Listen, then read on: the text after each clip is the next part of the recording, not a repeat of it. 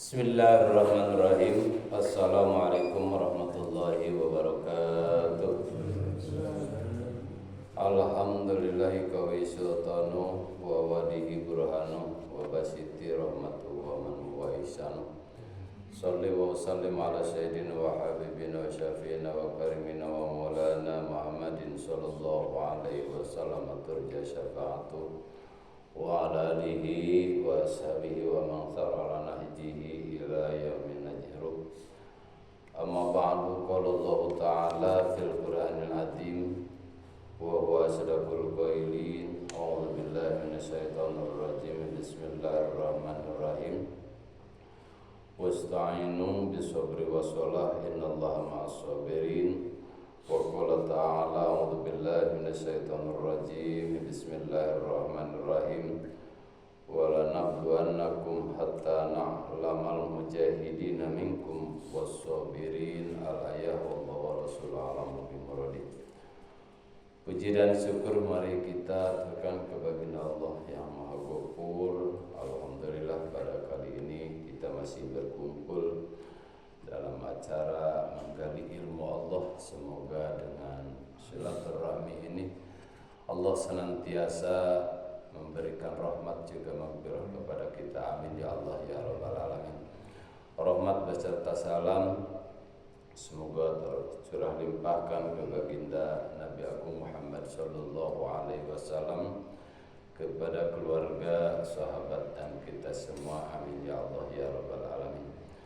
Yang saya hormati DKM Masjid Al-Ihsan, juga jamaah yang hadir pada kali ini. Alhamdulillah pada kali ini kita bisa berkumpul untuk melaksanakan perintah Allah, yaitu thalabul ilmi, yang mana pada kali ini kajian ilmu kita masih dalam menggali tentang sifat orang yang sabar, yang mana Allah telah berfirman di dalam surat Al-Baqarah ayat 153 ini, wasta'inu bis-sabri was-salah innallaha ma'as sabirin. Memintalah kamu pertolongan dengan cara sabar dan dengan cara salat. Innallaha, semestinya Allah itu ma'as sabirin, berserta orang-orang yang sabar. Walanabluwannakum, dan Allah akan selalu menguji kepada kamu sekalian, hatta na'lama, sehingga aku tahu, al-mujahidina, kepada orang-orang yang berjuang, minkum, di antara kamu sekalian, was-sabirina, dan beserta orang-orang yang sabar. Dan juga ada hadis an Abi Malik Al-Haris bin Asam Al-As'ari radhiyallahu an, qala Rasulullah sallallahu alaihi wasallam, at-tuhur, sesungguhnya bersuci itu syatrul iman, dari separuh iman. Walhamdulillah, ucapan alhamdulillah itu tamla'u, akan memenuhi al-mizan, kepada timbangan amal. Wa subhanallah walhamdulillah, subhanallah dan alhamdulillah itu tamla'ani, akan memenuhi atau tamla'u ma bainas samawati wal ard, dan juga akan memenuhi langit dan bumi. Wassalatu, salat itu nurun, jadi cahaya. Wassadaqatun, dan sedekah itu burhanun, jadi tanda. Wassabru, adapun sabar, diaun, akan menjadikan penerang. Wal Quran, adapun Al-Quran, hujatun, akan jadi hujah laka, kepada kamu, alaika, atau kepada kamu sekalian. Kulun nasi, semua manusia, yagdu, bila mana pagi-pagi kamu itu pabaiun, ada orang yang menjual nafsu kepada dirinya, pamutikuha, maka memerdekakanlah itu manusia, au mubikha, ataupun menjerumuskan dia kepada jurang kecelakaan. Di dalam Al-Quran dan hadis ini Masih dalam kajian sabar, yang mana Allah telah berfirman, itu surat Al-Baqarah ayat 153 ini, wasta'inu, berlindunglah ataupun meminta pertolongan kamu sekalian bisobri, dengan cara sabar. Apa sebabnya? Dengan cara sabar Allah akan memberikan pertolongan. Karena itu di dalam hadis, man sobaro doparo, barang siapa yang bersobar itu akan untung. Jadi kalau kita mengerjakan sesuatu dihadapi dengan kesabaran, insya Allah itu akan sukses. Contoh seperti kita punya anak yang rajin sekolah, rajin ngaji, walaupun beliau memang otaknya agak kurang, tapi kalau dihadapi dengan sabar itu dupal, mesti akan beruntung. Lalu Allah mengatakan lagi wassolati, dan meminta pertolongan kepada Allah itu dengan cara sholat. Innallaha, sesungguhnya Allah itu ma'as sabirin, beserta orang-orang yang sabar. Di dalam ayat ini Allah memperdahulukan dulu sabar daripada sholat. Tidak sholat dulu lalu sabar. Karena memang kalau ingin melaksanakan sesuatu itu mesti harus dengan sabar. Walaupun itu sholat menyangkut ibadah yang hablum minallah, paling hebat, paling utama, tapi kalau tidak didasari dengan sabar, maka sholat itu tidak ada apa-apanya. Karena kalau kita melihat ataupun merasakan pekerjaan apapun yang kita hadapi, kalau tidak dihadapi emang dengan sabar, maka mesti itu pekerjaan banyak yang sia-sia. Karena kalau sabar itu datangnya dari akal.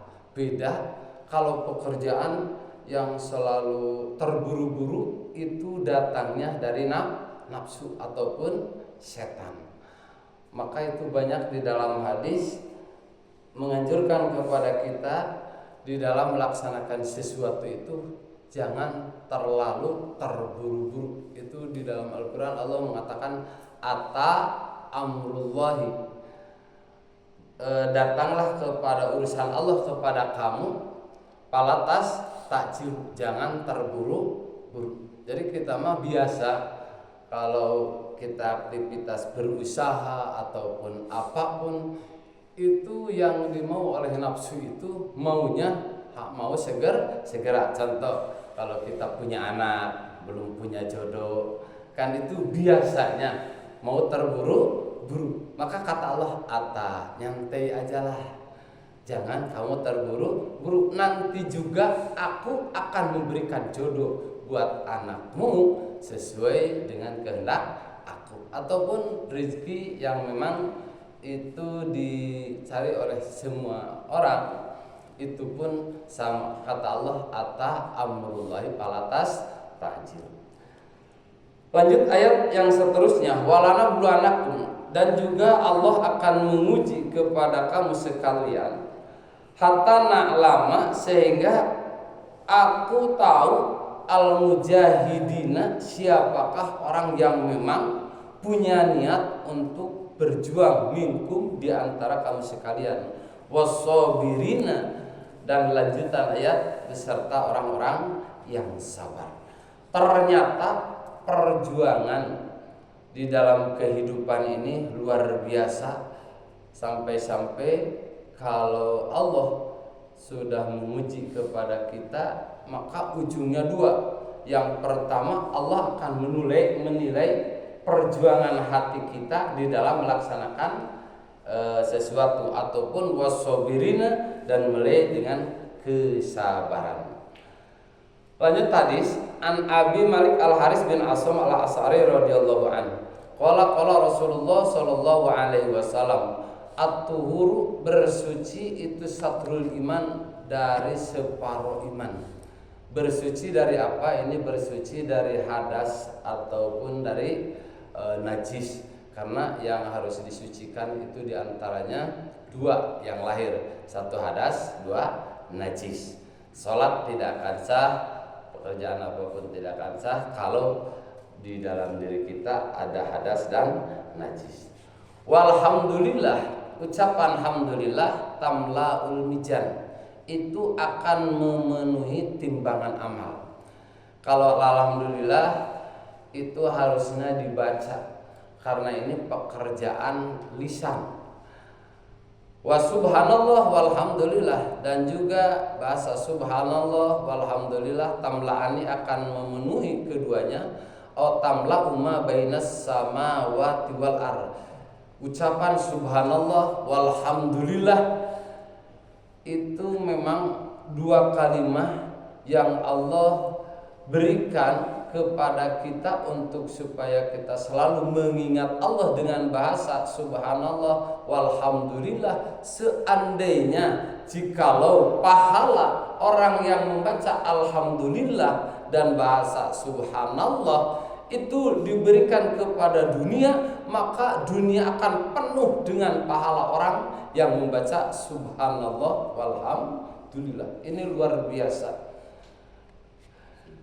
Yang seterusnya wassalatu, dan juga sholat itu nurun, akan menjadikan satu cahaya penerang iman.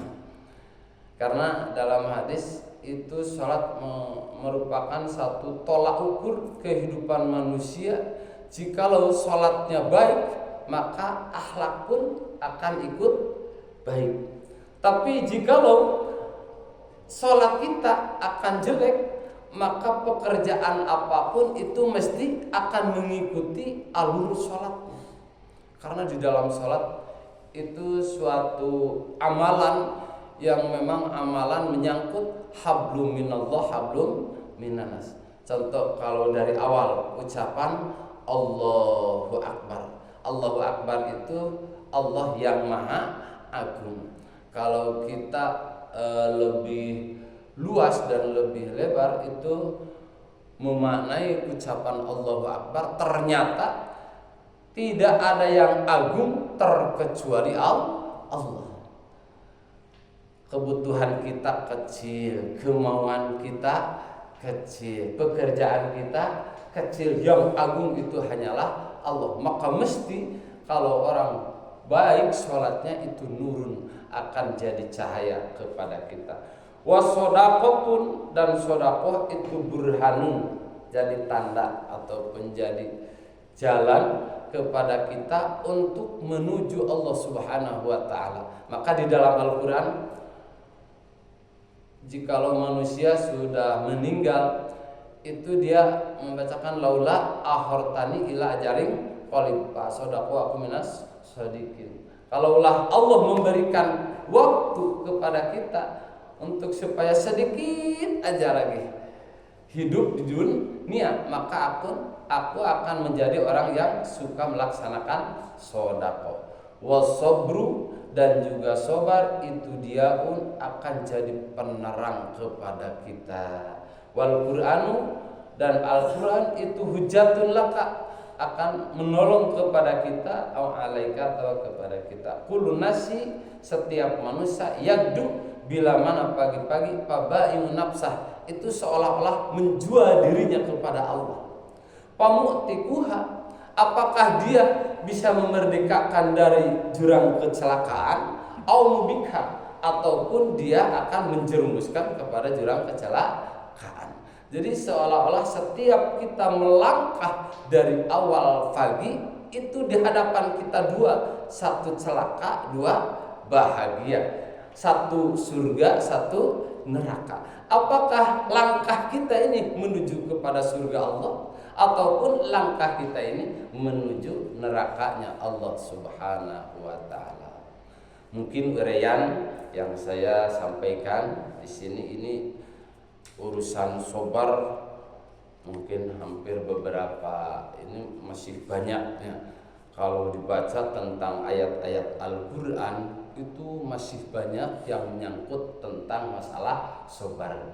Tapi di antaranya ini cuma diberikan ada beberapa ayat, dan ayat seterusnya walaman sobar wa gufran, dan orang yang melaksanakan sabar, wa ghufran dan maha mengampuni, inna dzalika lamin azmil umur, maka itulah suatu pekerjaan yang sangat luar biasa hebatnya.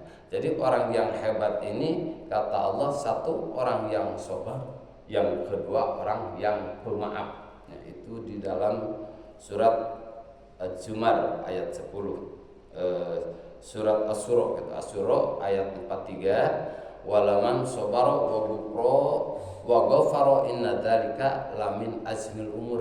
Jadi orang yang paling baik itu yang pertama orang yang suka melaksanakan sabar, dan yang kedua orang yang pemaaf.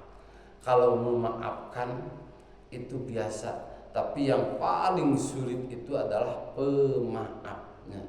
Dalam Al-Quran itu banyak tentang ayat yang paling sulit itu memaafkan orang. Walaupun memang kita minta maaf pun itu sulit.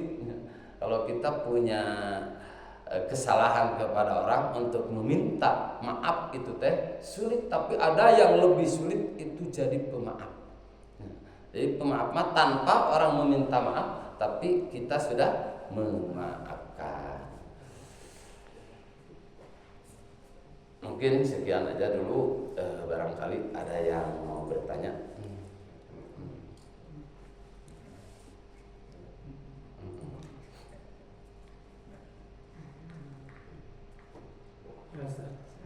Ya. Kenapa sabar itu begitu ditekankan? Ya. Kenapa sabar itu begitu dipentingkan, begitu ditekankan dalam Al-Quran? Ya, makasih. Kenapa sabar itu begitu dipentingkan di dalam Al-Quran? Itu hampir pertama yang Allah tekankan kepada kita sebelum melaksanakan ibadah itu adalah sabar. Kalau kita ingat bahwa Allah menciptakan kepada diri kita itu adalah dua unsur. Yang pertama akal, yang kedua nafsu. Makanya kalau tidak ada sabar, maka hidup itu akan dikuasai oleh nafsu. Karena nafsu itu memang kemauannya itu. Kan setan diusir dari surga itu karena tidak sabar. Jadi perintah sujud kepada Nabi Adam, padahal sujud itu bukan sujud untuk ibadah kepada Nabi Adam, tapi sujud untuk penghormatan kepada Nabi Adam. Karena setan merasa ego di dalam dirinya, dia dibikin dari api, sedangkan manusia dibikin dari tanah. Karena dia mengikuti alur nafsunya, maka dia tidak bisa menahan kesabarannya. Itu diantaranya. Kan itu sabar itu banyak. Sabar bisa diungkapkan di dalam kehidupan itu jadi orang yang memang ego kesana. Itu orang yang tidak sabar. Terus dengan orang yang tidak sabar bisa juga menjerumuskan kita untuk menjadi orang pendolim. Itu juga dari sabar. Karena sabar itu adalah identiknya dengan iman. Sabar itu identiknya dengan iman. Kalau akal sehat kita selalu diikuti oleh kita, maka akal akan selalu menguasai diri kita kepada jurang keselamatan. Maka di dalam hadis kan, mangkana akluhu amiron, barang siapa yang akalnya itu jadi pimpinan hidup, akalnya itu jadi pimpinan hidup, maka nafsunya itu akan jadi bawahan. Dan barang siapa yang nafsunya jadi pimpinan hidup, maka akal jadi bawahan. Seolah-olah Allah menekankan kepada kita untuk supaya melaksanakan sabar itu supaya akal kita berjalan. Akal kita berjalan. Emang akal itu tidak akan berubah kepada keburukan. Kalau akal yang asli, akal yang asli itu tidak akan menjerumuskan kepada kecelakaan.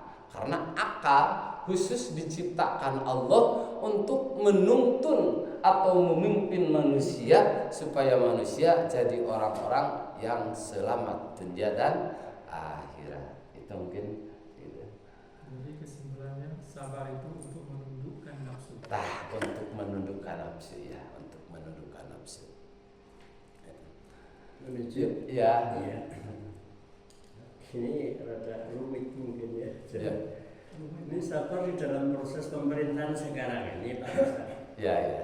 Kita ini kan dihadapkan pada masalah politik yang krusial. Nah, kalau kita menghadapi masalah ini dengan harus sabar, itu sabar seperti apa ya? Harus sabar itu bukan dalam arti kita harus mengalah ya.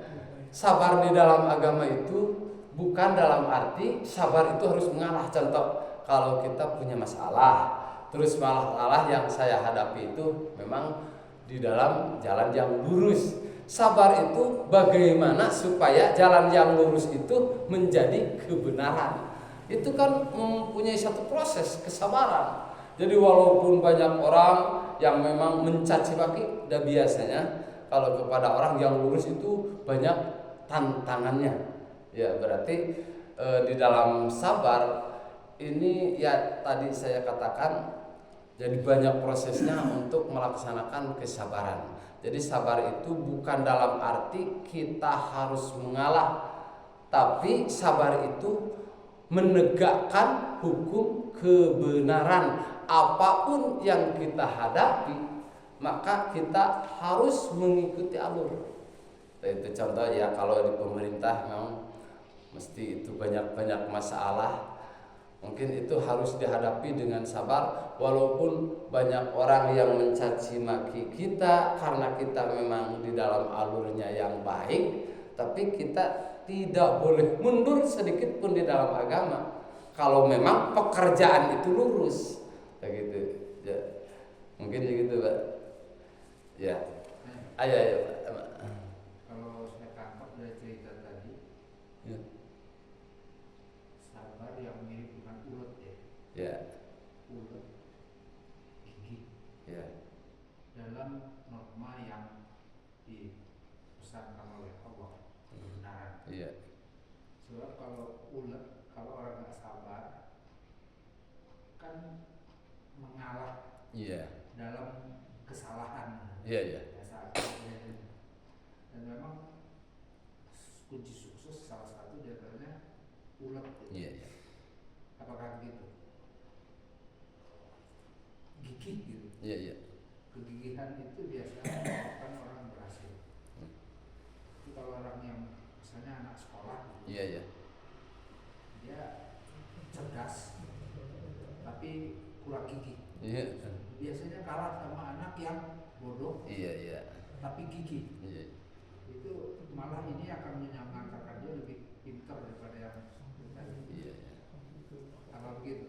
Ya, ya makanya Rasul itu menganjurkan man sobarodo parot ya gitu. Jadi walaupun otaknya memang agak kurang, tapi kegigihan, kemauannya kuat luar biasa, insya Allah itu akan berhasil.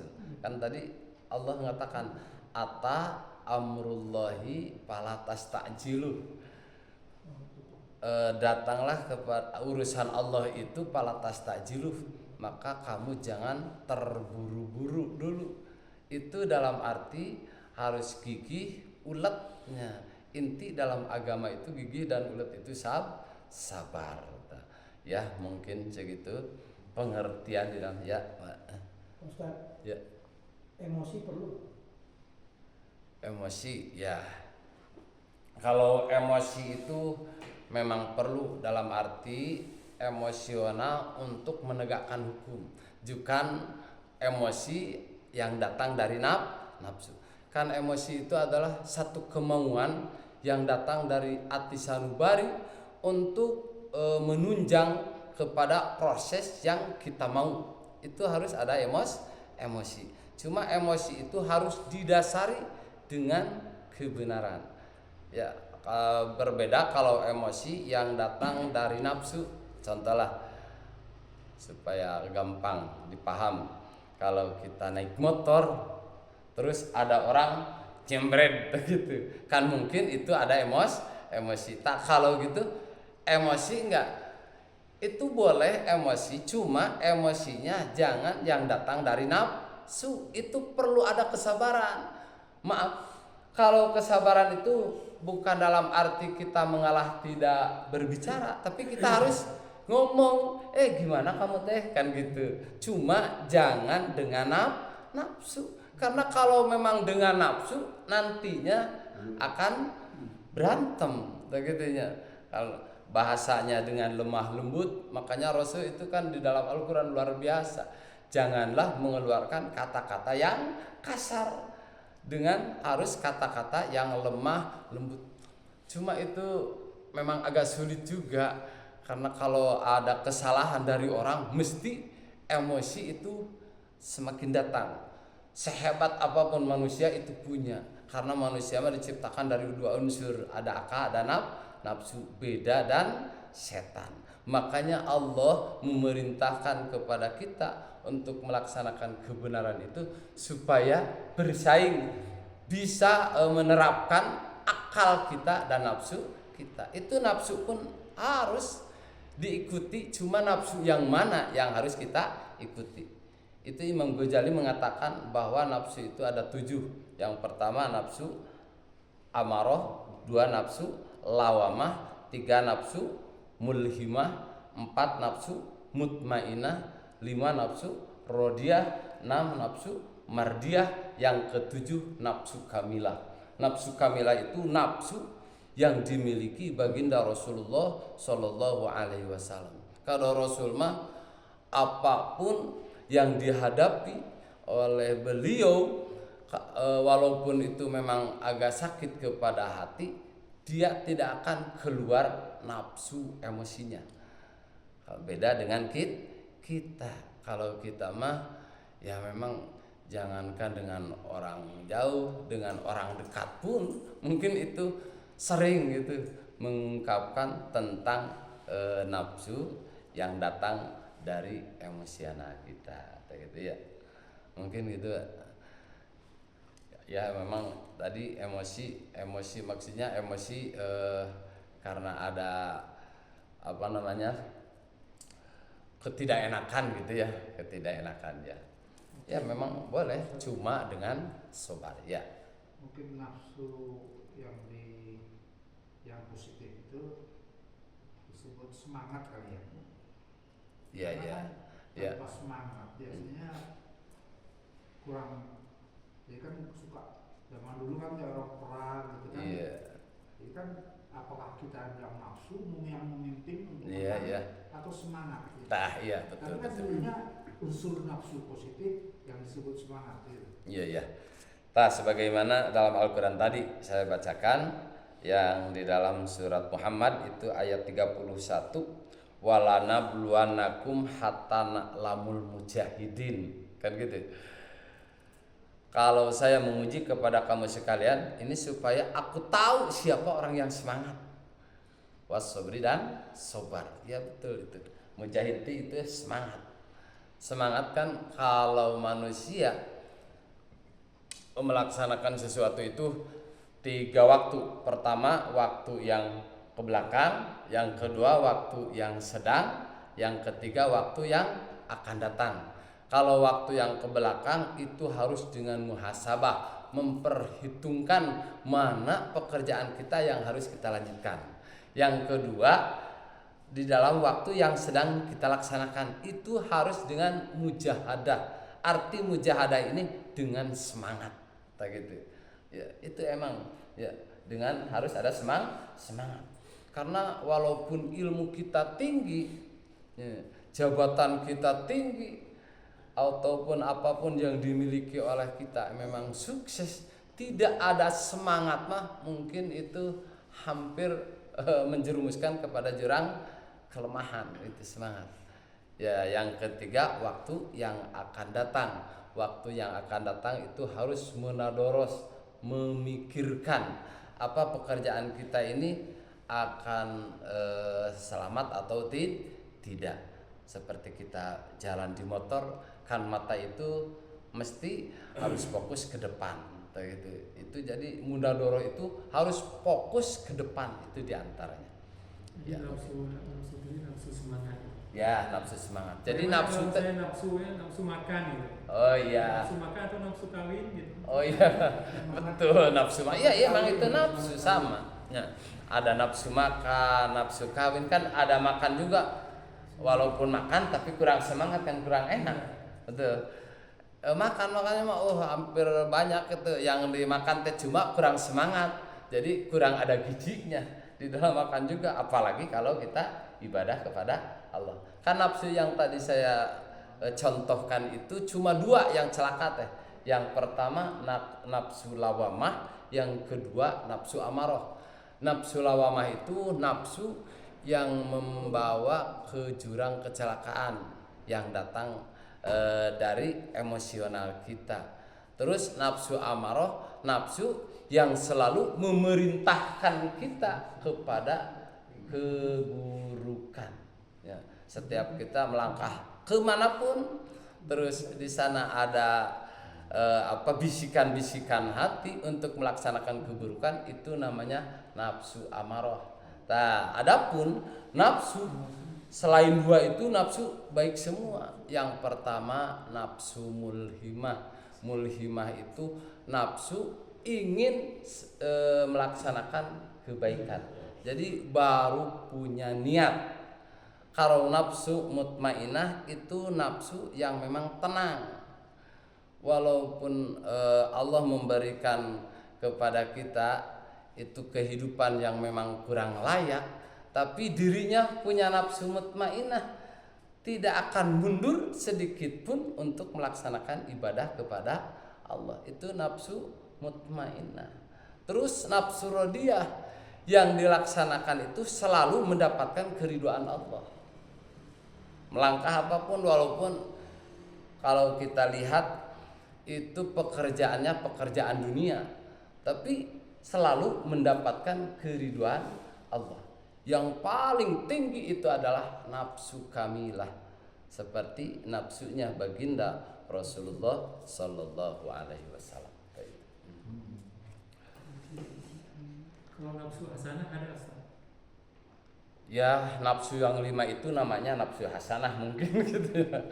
Nafsu yang 5 itu nafsu hasanah. Kalau memang kalau kita lihat di dalam kitab Ihya Ulumuddin itu nafsu ada 50. Wah, terlalu banyak. Cuma disimpulkan aja sama ulama, nafsu yang dimiliki itu ada 5. Ya. Contoh gini. Kalau nafsu mulhimah itu identiknya kepada orang yang mau belajar. Ya. Itu kepada murid. Kalau nafsu mutmainah identiknya kepada guru. Gitu. Kalau nafsu rodiyah identiknya kepada ulama. Itu rodiyah. Terus mardiyah yang selalu itu kepada waliullah, pada para sahabat, itu mardiyah. Kalau mardiyah mah apapun yang kita laksanakan tidak ada sedikit pun langkah yang tidak diridhoi Allah. Contoh seperti langkahnya para sahabat dulu. Kan sahabat mah dulu langkahnya itu selalu mendapatkan keridhaan Allah Subhanahu wa taala. Jadi imannya itu semakin hari semakin tinggi, semakin tinggi, semakin tinggi. Maka semakin kurang umur kita, iman semakin kuat. Beda dengan kita. Kita mah semakin tinggi umur, justru iman semakin lemah. Kan gitu. Ya, mudah-mudahan kita adanya pengajian ini, iman kita mendapatkan perlindungan dari Allah Subhanahu wa taala sehingga kita meninggal dalam keadaan iman. Karena memang satu-satunya yang kita harapkan itu membawa iman di dalam meninggal dunia. Karena rugi, celaka, walaupun ibadah 1000 tahun, tapi kalau meninggal tidak membawa iman, naudzubillah, itu pasti neraka. Jadi Allah tidak menjamin kita suka sholat, suka ibadah, iman kita akan kebawa mati. Karena itu hak prerogatif Allah. Cuma kita harus ada usaha, karena Allah menjanjikan untuk memperkuat iman itu, perkuatlah taat kita, ibadah kita kepada Allah. Nah, itu ya. Mungkin ada lagi? Udah aja? Ya. Kesimpulannya yang pertama tadi, kenapa Allah sangat menganjurkan kepada kita untuk melaksanakan sobar, karena sobar itu menunjang untuk kesuksesan, bukan cuma untuk kesuksesan dunia, bukan cuma untuk kesuksesan akhirat, dunia pun itu bisa ditunjang dengan adanya kesabaran. Karena dengan pekerjaan gigih dan juga semangat untuk melaksanakan itu pekerjaan, itu hampir 90% kesuksesan kalau diawali dengan semangat.